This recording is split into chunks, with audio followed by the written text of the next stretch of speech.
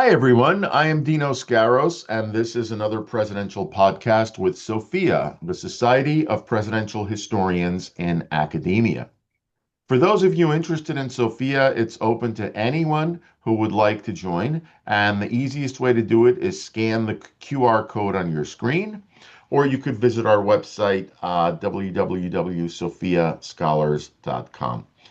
Today, we are very happy to have with us Jordan Cash, who, among other things, has written a book that I just finished, which I find very interesting, called The Isolated Presidency. And I'll let him describe it. He'll certainly do a better job than I will. But what I found great about this book is it really sheds some original thinking on the presidents, and it talks about presidents who, in many ways, had to go it alone. So, Jordan, welcome so much to our podcast. Tell us a little bit about yourself, please. Well, thank you so much for having me. It's a pleasure to be here.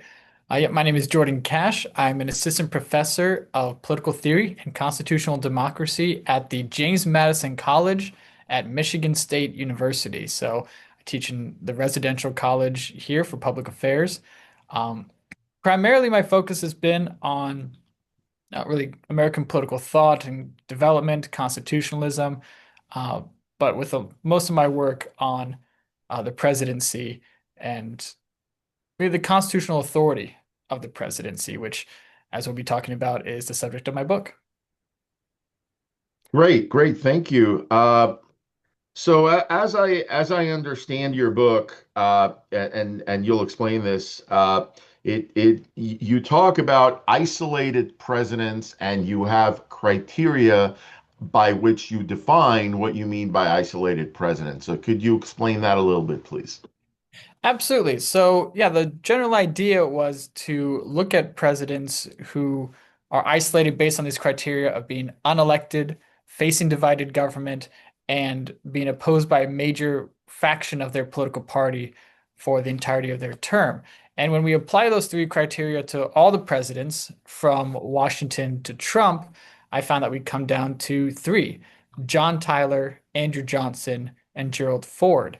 And my general argument is that if we can strip away all the institutional advantages that presidents might try to rely on for success and look at these presidents who have none of those advantages, who have only their constitutional authority to rely on to achieve their political or constitutional or policy goals, that it gives us a better sense of not only what the baseline of presidential authority is, but what the constitutional logic of the presidency is, how the Constitution shapes, orients, and empowers the presidency to get things done. And I think when we look at these three cases, we see that far from being weak, they're fairly robust. The Constitution creates a strong presidency that allows even presidents in these most disadvantageous circumstances to still be able to achieve not all, but a fair number of their goals.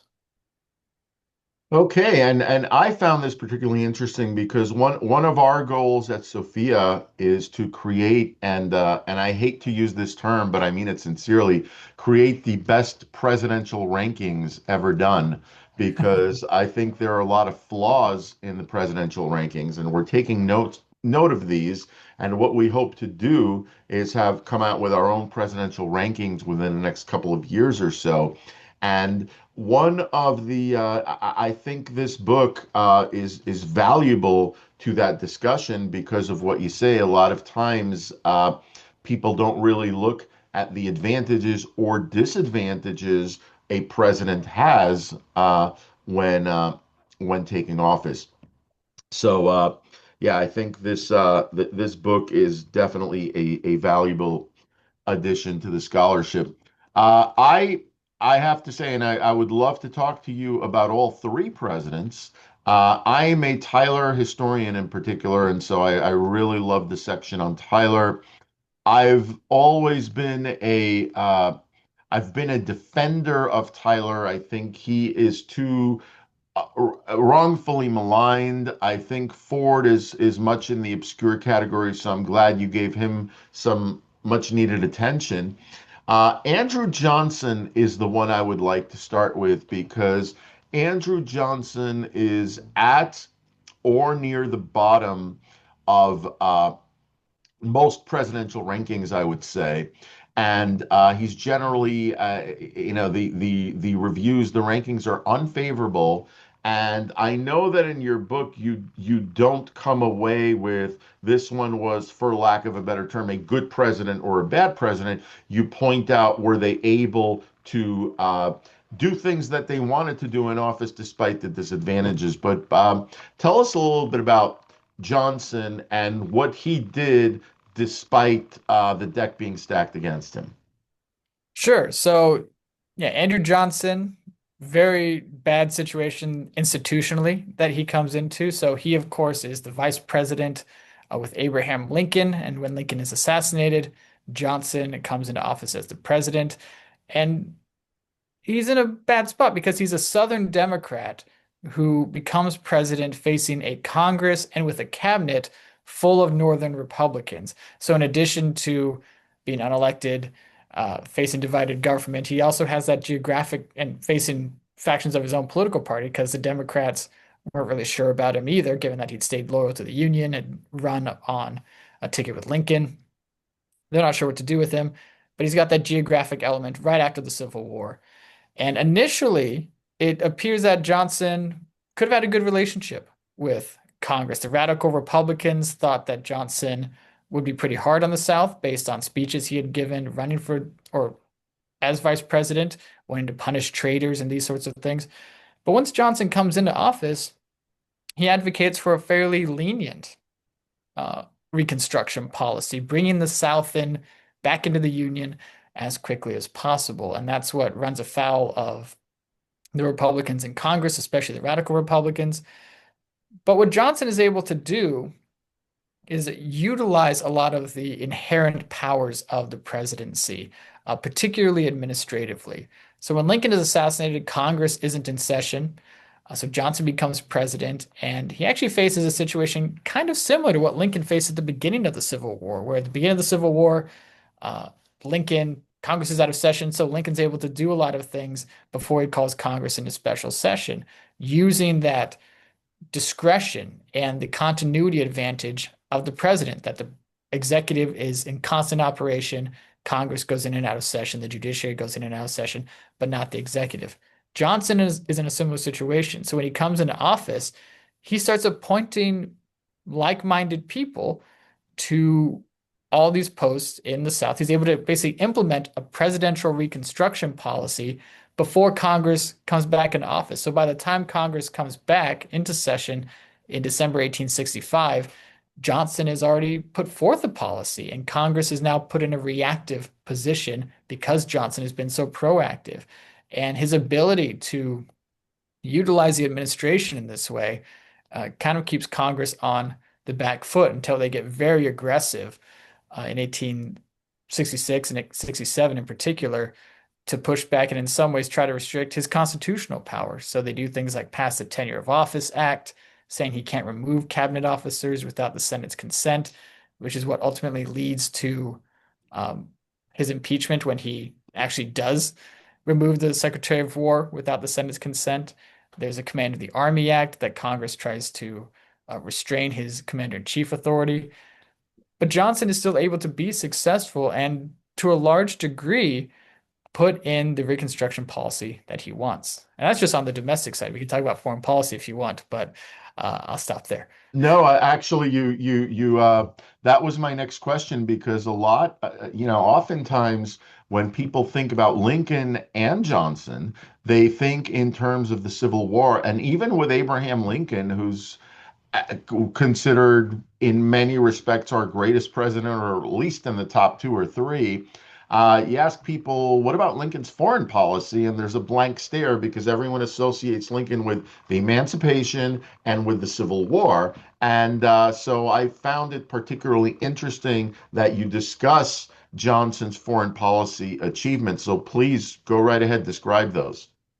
Yeah, so it's an interesting thing because, yeah, Johnson is pretty much at war with Congress over his Reconstruction policy, over his domestic policy.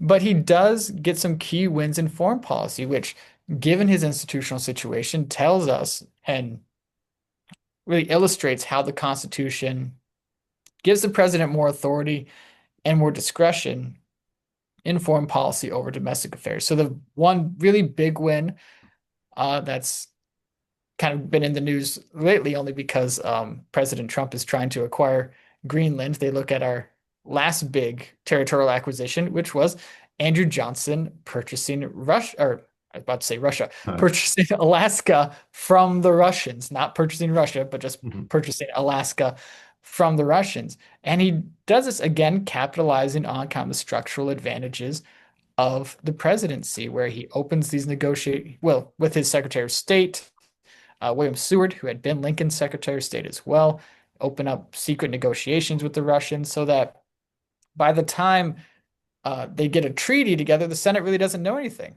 So Johnson comes to the Senate with this treaty already made. And again, the Senate's on the back foot. It has to react to this treaty and figure out what to do. And ultimately, Johnson is able to call a special session, make sure, control the debate, kind of frame the debate over the Alaska Purchase, and he is ultimately successful. He overcomes even this opposition in Congress, a Congress that normally very much dislikes him, still gives him that win. Another one, and I think that shows Johnson is more adept than perhaps people give him credit for, is how he deals with a French intervention in Mexico. So in the 1860s, Mexico had taken on a lot of debts from European powers. They had been unable to pay some of those debts. So you had several European powers come and intervene to try to get their money, call in these debts.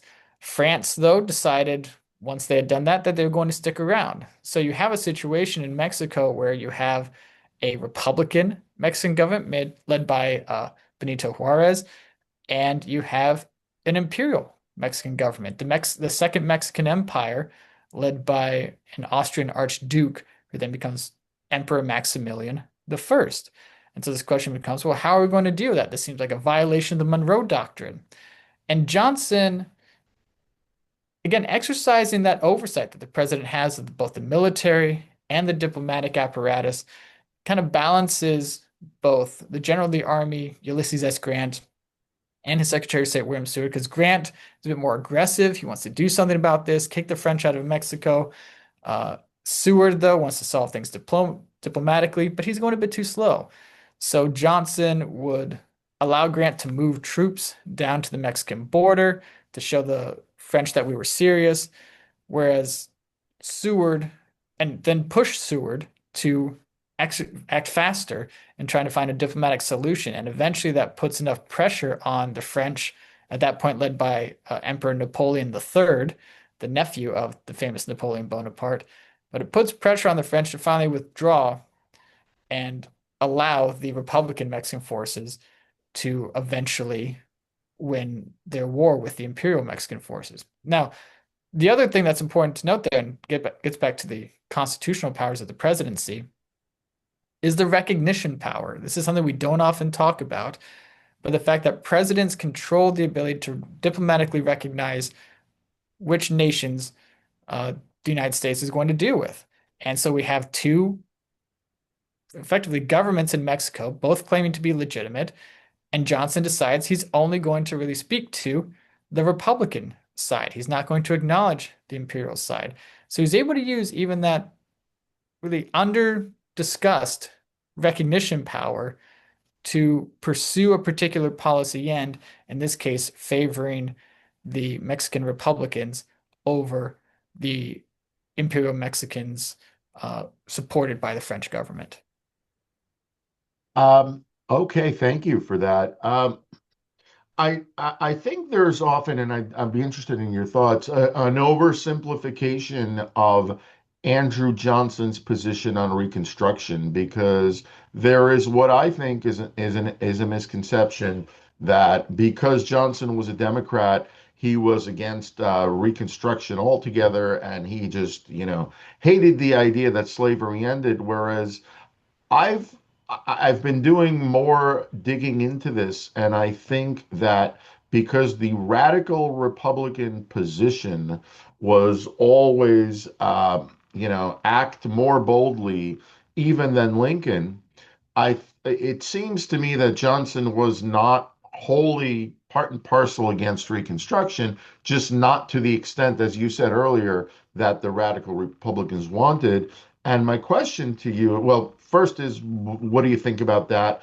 But also, how closely aligned ideologically were Johnson and Lincoln on the issue of Reconstruction? And do you think, and I know this is speculative, so there's no right or wrong, do you think if Lincoln had not been assassinated, the radical Republicans would have given Lincoln as hard a time, or maybe not as hard a time, but close to it, as they did Johnson? Yeah, those are great questions. To the first one, I think that's right. I don't think Johnson's opposed to Reconstruction.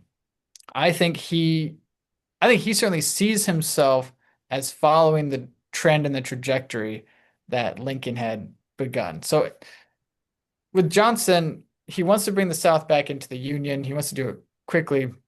I do think that Johnson doesn't quite appreciate the major constitutional changes that the Civil War causes. I think uh, he embraces more kind of the older view of federalism that you see during the Jacksonian period, because fundamentally, Johnson is a Jacksonian Democrat, and he often calls himself a plebeian, right? That he was a poor white man from Tennessee who kind of rose through politics.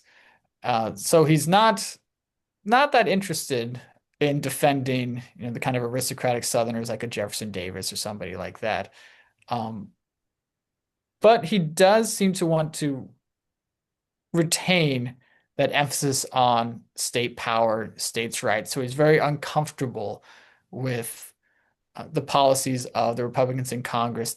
He vetoes the Civil Rights Act, for example, of 1866, which uh, is passed over his veto, and then kind of helped spur Congress to pass and then is later ratified the 14th Amendment. Johnson doesn't like any of that. He opposes the 14th Amendment. I think because he sees it would change the relationship between the states and the national government. So to a large degree, I think there is something about Johnson's Reconstruction that certainly abolishes slavery, but keeps the basic institutional or constitutional relationship between the national government and the states more or less the same. So he wants to bring the southern states back in, get southern representatives back in Congress, and go try to bring the union back together in that way. And like I said earlier, I do think he sees himself as consistent with Lincoln. So Lincoln, toward the end of his term, uh, starts to pardon Confederates. Johnson pardons a lot more. That's part of the way he uses his presidential authority to get his Reconstruction policy is by pardoning a lot of these former Confederates. His effort to bring them back into the political community, um, pushing for, of course, the 13th Amendment to be ratified, things like that. I do think, though, so for example, Lincoln's last public speech, where he references possibly giving suffrage to black men who had fought in the Union Army. Johnson, I think, backs away from that. He's certainly not as willing to go to stick up for racial equality as Lincoln was, even in a political sense. There's a famous instance where Frederick Douglass and a group of other African Americans go to Johnson and speak with him, and Johnson essentially tells them like, "Well, we ended slavery. Shouldn't that be enough?" And the black delegation tells him, "No, you can't. There's more that's required to reach full equality." And Johnson really isn't having any of it.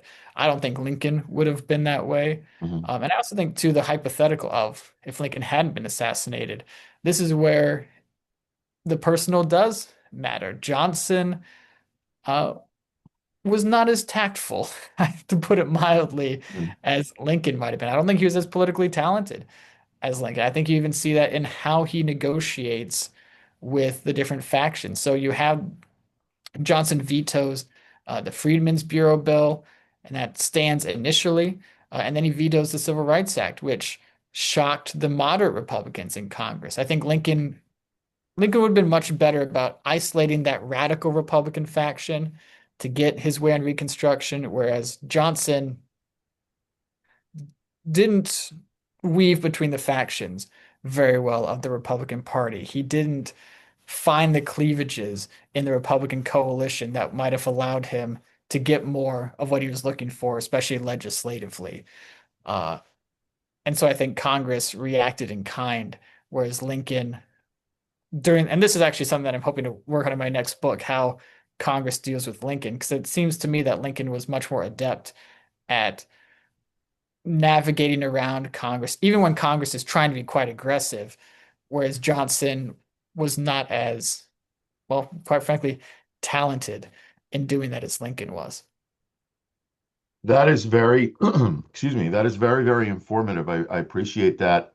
Um, we could go on, and I would love to invite you back to talk about the other two presidents and about your forthcoming book.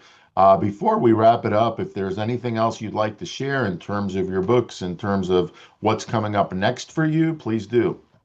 Sure. Well, I do have another book called Adding the Lone Star, John Tyler, Sam Houston, and the Annexation of Texas, which is a comparative study of John Tyler and Sam Houston, how these two American style, because Sam Houston was president of Texas during annexation, so how these two American style presidents acted on the same issue at the same time, but from very different institutional and political standpoints. So people are interested in this part of history. I'd encourage them to check that out. If anybody's teaching Congress, I have a book, a reader on original sources on Congress that can be used to trace the historical and institutional development of Congress.